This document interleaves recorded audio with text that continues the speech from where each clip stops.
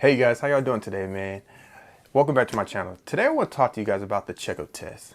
And just like in life, we all go to the doctor every now and then, make sure we good, make sure we can still do our thing, make sure everything's, copacetic basically, And I know some of us really don't like going to the doctor. I know I can't stand going to the doctor, I can't stand shots, I can't stand all that, but I get it done though. I get it done, but I'd rather go to the dentist, no cavities since I've been alive, so I'm straight going to the dentist. But when you talk about going to the doctor, I low-key gotta think about it a little bit. But I mean, we all go to the doctor every now and then. At least get a checkup once a year though.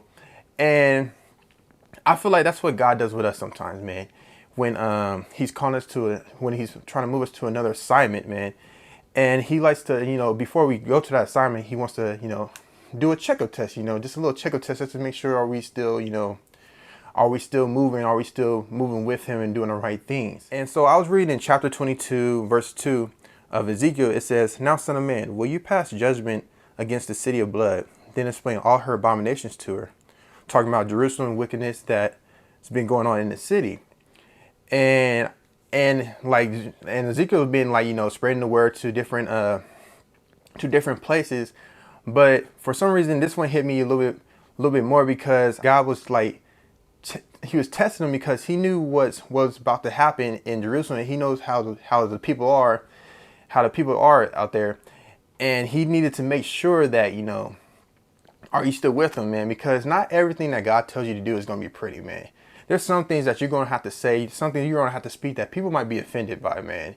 But you got to speak it, man, because there's people that that sometimes only want to hear what sounds good and not hear the real thing. And we all like that. We all like that. Sometimes, it's kind of like when your parents say something, we don't really like to listen to them because you're like, all right, here we go again. But low key, they might be speaking that real, but it's just and I ain't trying to hear it.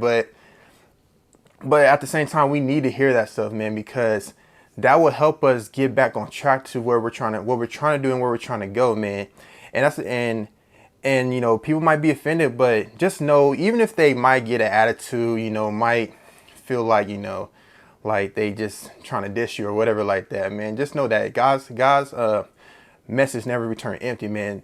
Like sooner or later, that word's gonna recycle back in their head, recycle back in their mind, when they might get into a certain situation and they realize, what, maybe He was right. Maybe the person that was speaking to me, didn't know what He's talking about. And it just so don't ever think like your message is empty. Don't ever think it's empty, man. See, the Lord is looking for people to fill the gaps, man. Like in verse 30, He said, Lord said He try and find someone that can bring His people back together, filling the gap before the Lord, but couldn't find no one.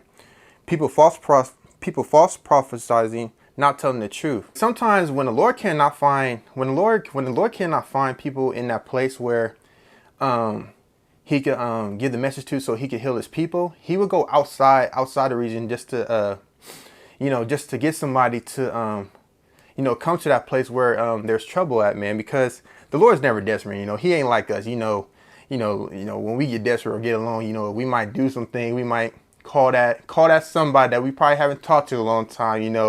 I'm just keeping it real. We all, I'm just saying, I ain't trying to go too far into it, but when we get desperate, we do some things that, that we should not be doing, because we're going to regret it later.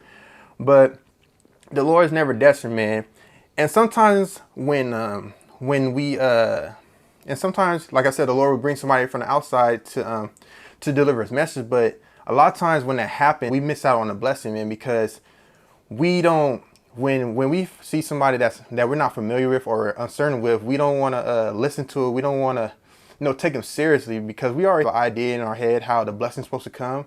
But man, sometimes the blessing is more simple than that. Sometimes it might be just open the door, bam, tie your shoes. I mean, I'm just speaking, but I'm just saying it could be more simple than that. But humble yourself and know that God works in mysterious ways, man. Because there's sometimes that people gonna try to get you out of the blessing because hey, don't listen to him. But sometimes you gotta tell them, man, I've been stuck for too long, man. I'm gonna get my blessing. You can wait on next one, but I'm gonna get my blessing, man. I'm gonna get my blessing, man, because I know there's things that God got me wanting to do, but I gotta get my blessing. I gotta get this blessing so I can pass this test, so I can move to the next assignment that He's trying to give me to, man. So pass the test, man, because God's trying to fill us in gaps where He needs us at, man. Because let's be real, man.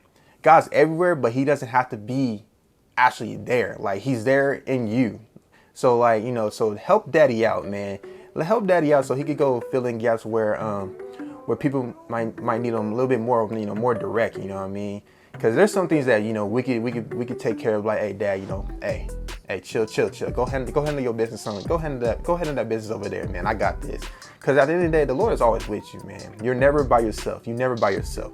So pass the test so we can fill in gaps where God needs us at. I see y'all next time. I love y'all. Have a blessed day. Peace.